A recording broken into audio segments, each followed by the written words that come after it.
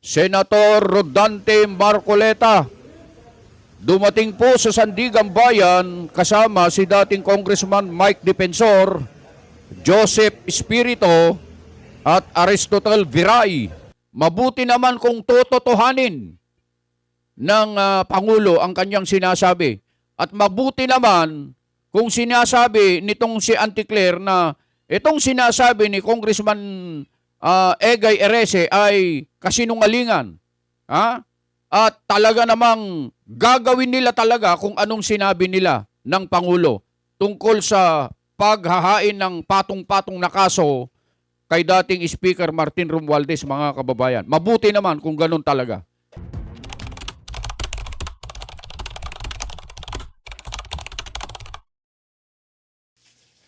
Pagbati po sa inyong lahat mga kababayan at mga mahal po naming taga-subaybay. Ako po si Just Vlog. Senator Rodante Marcoleta. Dumating po sa Sandigan Bayan kasama si dating Congressman Mike Defensor, Joseph Espirito at Aristotle Viray para sa pre-trial ng kanilang kasong plunder at paglabag di umano sa Presidential Decree number 46 ngayong Biyernes, Agosto 14, 2026 mga kababayan. At ang bail hearing nila Marcoleta, Defensor at dalawang iba pa ay nakatakda na mga kababayan. Sisimula na rin ng Sandigan Bayan 3rd Division ang bail hearing para sa kasong plunder ni na Senator Rodante Marcoleta, dating Congressman Mike Defensor, Joseph Espirito at Aristotle Viray sa Setyembre 3, 2026. Ayon kay Sandigan Bayan 3rd Division Chairperson Associate Justice Carl Miranda, 8 testigo ang ihaharap sa prosekusyon laban sa mga akusado. The prosecution has the burden to prove that the guilt of the accused is strong. Saad ni Miranda, inaasahan naman na maisubmiti sa Lunes, Agosto 17, 2026 ang listahan ng mga testigo ng prosekusyon kasama ang schedule ng kanilang pagharap sa hukuman. Yan po ay ating nakalap na balita mula po sa SMNI News Online mga kababayan.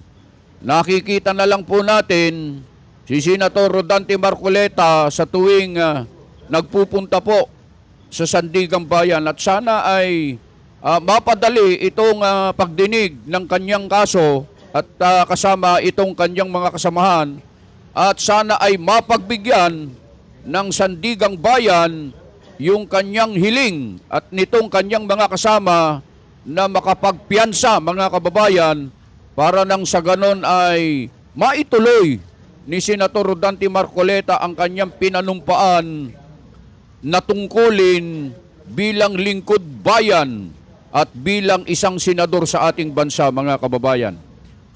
So yun lang po muna ang aming maibibigay na update sa inyo mga kababayan tungkol po kay Senator Rodante Marcoleta. Dumako naman po tayo rito kay Auntie Claire mga kababayan. Alam nyo ba si Auntie Claire ay galit na galit mga kababayan Napikon si Auntie Claire kay Congressman Egay Erese mga kababayan. Oo. Yung kasing naging interview kay Congressman Egay Erese ang matitindi po kasi yung kanyang binitawan dito at yun ang ikinagalit at ikinapikon ni Yusek Claire Castro mga kababayan. Gusto nyong makita at malaman kung paano napikon si Auntie Claire mga kababayan ito panoorin natin to. Mapapansin nyo rito mga kababayan, napikon siya mga kababayan at talagang hindi niya napigilan na mapapansin mo at mababanaag mo sa kanyang pagsasalita na talagang galit na galit siya rito mga kababayan. Pero sa kabila niyan mga kababayan, makikita nyo pinagtatawanan siya rito ng mga reporter na kaharap niya sa kanyang press conference. Ito po video, mga kababayan, ha. Nakausap niya ba yung Pangulo ng diretso para malaman niya kung anong damdamin ng Pangulo patungkol dito sa mga tao na nasasangkot sa flood control mess? Kasi kung hindi niya nakausap ang Pangulo at hindi niya alam ang damdamin ng Pangulo, huwag siyang magsalita. Huwag siyang magsalita na parang may alam siya sa sinasabi ng Pangulo. Wala siyang karapatang maging spokesperson ng Pangulo. Unless papalitan niya ako dito. Sabi po ni Congressman na Erice, optics lang daw yung pagbanggit ng Pangulo kay former House Speaker Romualdez nung SONA. Utos, sunod palakpak, pagkatapos wala na raw po yun. Ang sabi pa niya, the President cannot afford to jail former Speaker Romualdez kasi hindi daw po mangyayaring insertions for 3 years without the cooperation of the whole government. Your comment po, and kung meron po bang update ang sa palasyo ang ombudsman doon sa sinabi ng Pangulo na will be done soon na yung filing ng multiple cases against Romualdez. Ang ganda ng tanong ng reporter dito, mga kababayan, kung napansin ninyo. Binalikan po niya yung naging pahayag ng Pangulong Bongbong Marcos noong SONA. Tungkol nga po sa pagpapile ng kaso kay dating Speaker Martin Romualdez. At dito siya binatikos ni Congressman Egay Erese, na sinasabi ni Congressman Egay Erese na hindi magagawa ng Pangulo na kasuhan si Congressman Martin Romualdez, dating Speaker Congressman Martin Romualdez, dahil kapag kinasuhan siya, mga kababayan, magkakalaglagan, damay-damay. Ang ganda ng tanong, pakinggan natin ang sagot ni Auntie Claire. Okay, unang-una, yan ba ang talagang kanyang mga sinabi? Kasi nahulog yung laptop kanina. Baka naguluhan kasi gulong-gulo yung isip dyan ni Congressman Erice. Ayan, nahulog kasi yung laptop noong interviewer, yung reporter, bago siya magtanong, mga kababayan, nakita niya nahulog yung laptop. Kaya sabi niya, baka naguluhan o kaya hindi ganyan ang talagang sinasabi ni Congressman Egay Erese. Tuloy pa natin. Parang hindi siya tumutugma sa katotohanan. Mm. Sure? Okay naman yung laptop? Mm. Okay, sige. Well, anyway, nagtataka nga ako kung bakit pa na ini-interview itong si Congressman Erice. Nagtataka daw siya, mga kababayan, kung bakit pa ini-interview si Congressman Erese. Mga kababayan, ang ibig niyang sabihin, siya lang yata ang may karapatan na ma-interview, mga kababayan, ha? Ayaw niya na may mai-interviewing iba. Ha? Lalong-lalo na kapag ang sasabihin ng i-interviewin ay babatikos sa administrasyon at sa Pangulo, mga kababayan. Ayaw niyang ganon. So parang pinalalabas ni Auntie Claire, walang karapatan ng iba na ma-interview. Bagay na hindi naman dapat. Ikaw lang ba, Auntie Claire, ang may karapatan na ma-interview? Ganun ba ang gusto mo? Dahil ang kanyang mga sinasabi ay laging may parang. I think. I don't think. Lahat ay puro sa galing lang sa kanyang isipan. Maski ikaw naman, Auntie Claire, pagka nagsasalita ka ng kontra o kaya halimbawa ay nai-interview ka, halimbawa ay natatanong ka sa press conference, may mga inilalabas ka na mga kailangan na pagka sumagot ka ay ang dulo nun, mga kababayan, kung napapansin ninyo kailangan mailink niya yung kanyang sinasabi at tanong nitong mga reporter sa nagdaang administrasyon. Kung napapansin nyo po yun mga kababayan, ganun lagi ang style ni Yusek Claire Castro kapag siya ay ini-interview nitong mga media, mga kababayan. Pero walang basihan. Walang facts. Puro theory.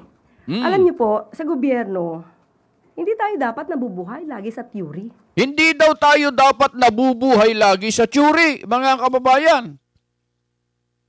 Mga kababayan, naalala nyo yung sinabi ni Pangulong Bongbong Marcos na itong 2027 ay magpapalipad ng space rocket, mga kababayan. Naalala niyo po ba yung sinabi ni Pangulong Bongbong Marcos na magpapagawa siya ng yung subway na dumadaan sa ilalim ng lupa, mga kababayan? Hindi po ba't mga teore po yun, mga kababayan, na wala pa tayong nakikita na natutupad, mga kababayan? So, ang ibig niya pang palabasin dito, wala silang karapatan na magsabi ng kanilang teori.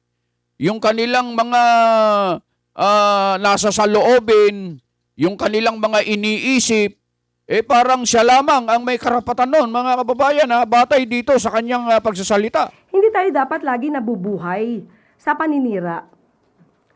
Nakita ko nga po ang Parang bumabalik lahat ng sinasabi niya sa kanya, mga kababayan. kumbaga yung script ng kanyang pinakahuling interview dito sa One News PH. Kaya tama naman po yung binanggit nyo, Ma'am Ju. Kinumpirma niya, mga kababayan, yung sinabi ni Congressman Egay Erese, kaya nga natawa itong natawa itong reporter, mga kababayan, kinumpirma ni Anticler Castro na tama yung sinabi niya batay doon sa sinasabi nitong reporter. Tuloy pa natin, diretso. Bago dyan, meron siyang binanggit patungkol dito na hindi lang flood control projects ang problema, kundi pati yung pagkolekta ng basura. Ang sabi niya dito ay meron siyang alam tungkol sa mga local government na ang tawag ay collect all. Kung saan pinaparatangan niya yung mga opisyal ng local government ay corrupt.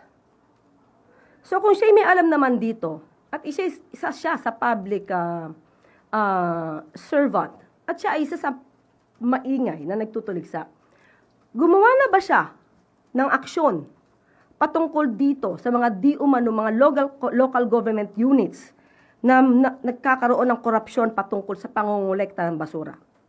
Pakitanong niyo po sa kanya yan. Pangalawa, ang sinabi niya dito,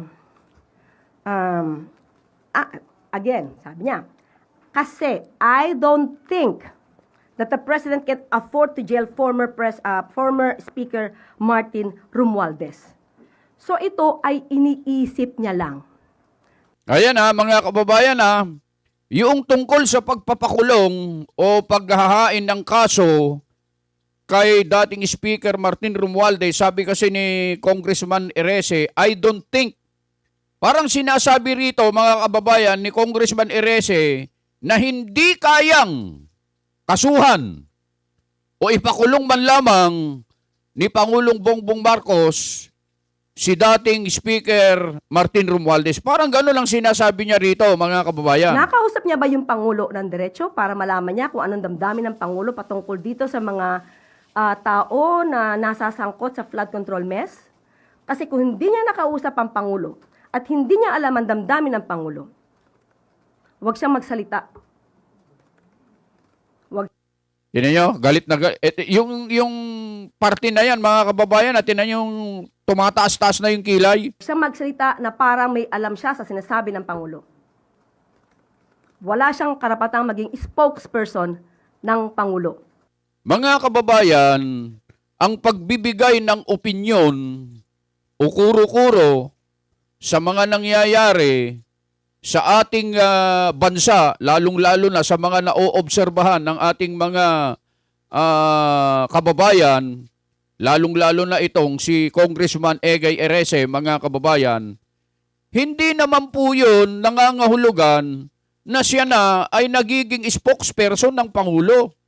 Kapag ba may sinabi ka na napapansin mo at naoobserbahan mo, ito ba ay nangangahulugan na ikaw ay umaastang spokesperson ng Pangulo? Mali po dito. Hindi ko po inaano rito si Congressman Egay Erese. Pero yung tono ng pagsasalita na Anticler dito, mga kababayan, syempre, hindi natin masisisi kasi spokesperson nga po siya ng Pangulo. Kailangan talaga, by all means, ay didepensahan niya ang panig ng Pangulo, mga kababayan. Pero yung sinasabi niya rito na parang inaalisan niya ng karapatan na magsalita itong mga congressman at kung sino-sino man na magsasabit, magpapahayag ng kanilang saloobin, saka na oobserbahan nila at nakikitang nangyayari, hindi naman yata tama yun, mga kababayan. Unless papalitan niya ako dito. Ayun o, unless papalitan niya ako rito, mga kababayan, talagang galit na at napikon na eh. Napikon si Auntie Claire dito sa parting ito, mga kababayan. Diretso pa. Diba? So, Ayan. kung ang Napansin ninyo, mga kababayan, yung mga media ay pinagtatawanan hanggang matapos itong interview ito o kaya press con na ito, mga kababayan. Pansinin niyo itong mga reaksyon nitong mga media na nakaharap sa kanya. ibigay niya lang ay yung nasa isip niya. Patain niya na yung nasa isip niya. Patayin niya na yung kanya nasa isip. Isipin mo, uutusan niya si Congressman Erese na patayin na raw niya ang nasa isip niya. Mga kababayan, parang lumalabas, nagiging diktador na itong si Auntie Claire, mga kababayan. Nahahawa na yata. Dahil wala po yung katotohanan. Sinabi pa niya, at sinunggandahan nitong si Lord.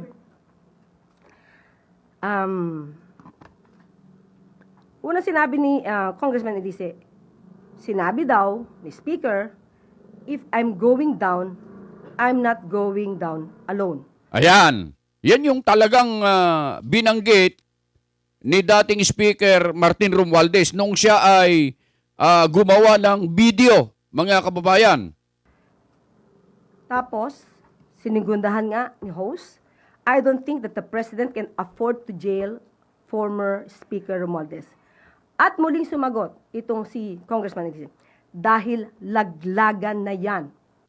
Alam nyo, mga kababayan, hindi naman sasabihin ni Congressman Erese itong mga katagang ito kung, alam nyo, si Congressman Erese, mga kababayan, sinusubaybayan ko po yan eh. Opo, sinusubaybayan ko po yung kanyang mga pag-guest sa mga telebisyon, sa mga interview niya. Isa po ito sa mga tumutilig sa bumabati ko sa administrasyon ngayon, mga kababayan. Dahil sa mga irregularidad na kanyang napapansin at nauobserbahan. Mga kababayan, mabuti nga may mga ganito eh. Kasi mga kababayan, kung tatanggapin na ito ay positibo, mapagbubuti sana ang panunungkulan at pagtatrabaho ng isang public servant. Kung ito'y tatanggapin na positibo, meron palang sinasabi sa akin na ganun. Dapat pala pagbutihin ko. At kung sinasabi nila na hindi maa-afford ng aking administrasyon na ipakulong o kasuhan si dating Speaker Martin Romualdez, dapat patunayan ko sa kanila na kayang-kaya kong gawin yung sinabi ko. Ganun sana, mga kababayan. Para nang sa ganon, magkaroon ng tiwala ang ating mga kababayan. Sa halip na patahimikin mo o patigilin mo ang mga nagsasalita laban sa administrasyon, dapat pakinggan mo para nang sa ganon maisaayos mo kung ano yung mga mali at may itama. Hindi po ba't dapat ganon? Si Congressman Elise ang isa sa pinakagusto kong makausap. Ayun si Congressman Erese daw ang isa sa pinakagustong makausap ni Yusek Claire Castro, mga kababayan. Ano kaya pag-uusapan nila? Kaharap kayo. At tatanungin ko siya ng diretsyo. Saan nang gagaling ang lahat ng sinasabi mo? Siyempre, mga kababayan, hindi naman magsasalita yan kung wala siyang nakikita na mga nangyayari. Mga kababayan, at higit sa lahat, hindi naman magsasalita. Alam nyo, mga kababayan, ang lahat ng mga lumalabas na sa pahayagan sa media, kapag pagkatapos ng press con ng Malacanang, lalong-lalo na po itong si Yusek Claire Castro, napakaraming lumalabas na mga pagpuna, kung hindi man pagpuna, mga kababayan, talaga naman na nagiging headline lagi yung mga sinasabi nitong si Auntie Claire Castro, mga kababayan, ha. At yan din ang nagiging content ng mga social media creators, content creators, mga kababayan. Yung mga sinasabi niya. Sa tuwing may sinasabi siya po kasi, mga kababayan, sa tuwing nagsasalita po kasi si Auntie Claire, napapansin ko po, nauobserbahan ko po ito, ha, batay lang po sa aking obserbasyon naman po ito, ha, mga kababayan.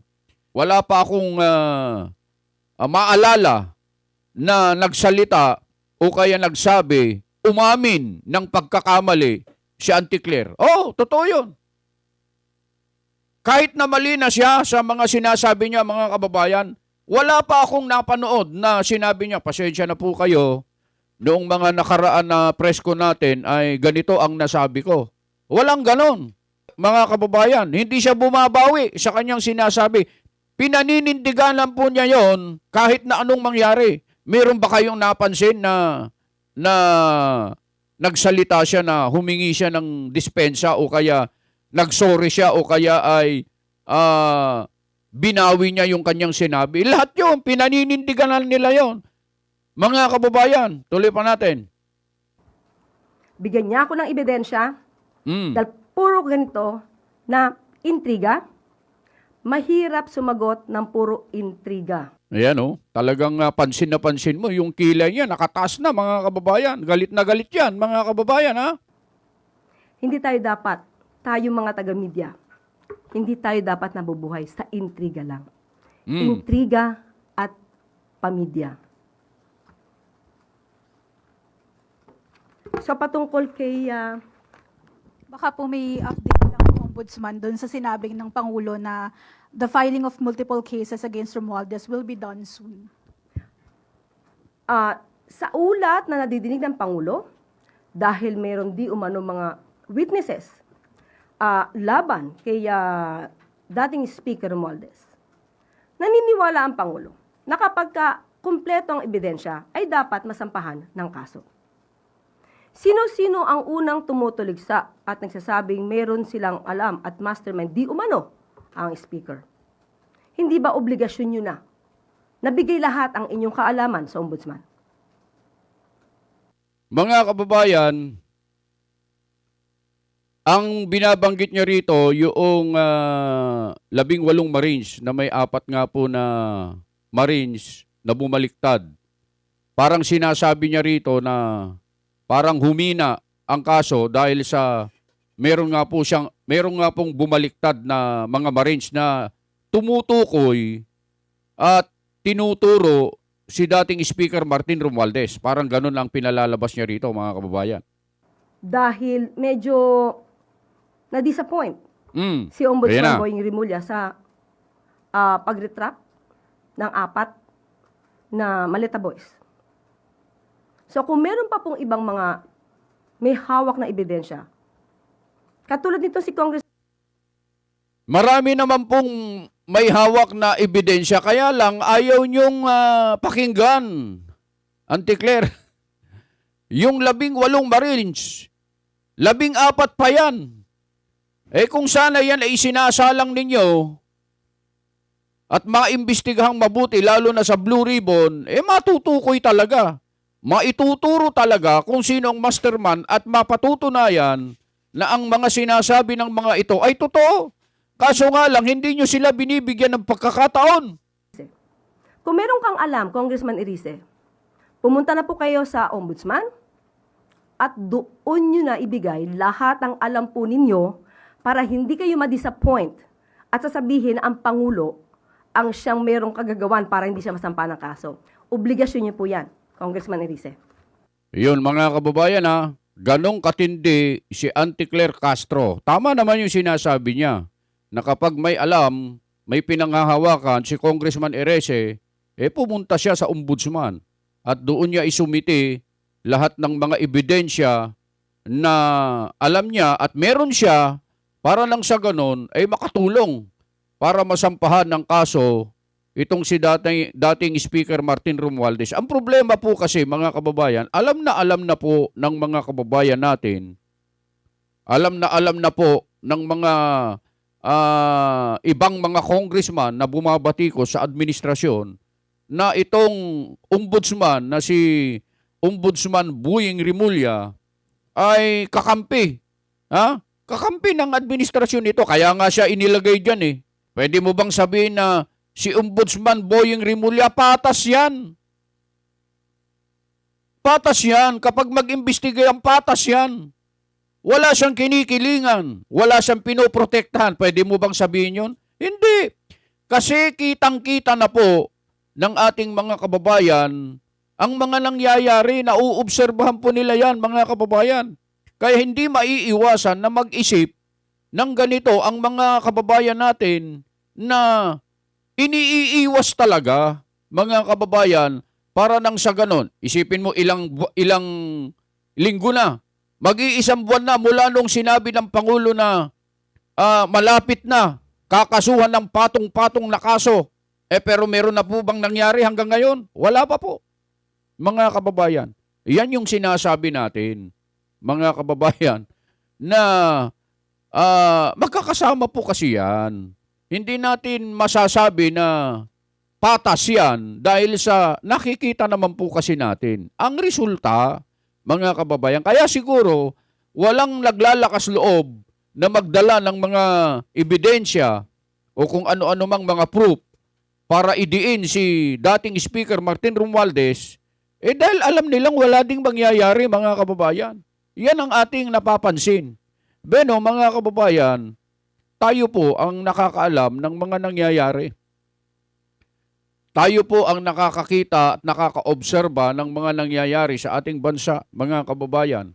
Itong mga sinasabing ito ni Auntie Claire dito sa kanyang press conference, masasabi natin na parang bumabalik yata po sa kanila ito, mga kababayan. Kung pagbubutihin po nila, mabuti naman.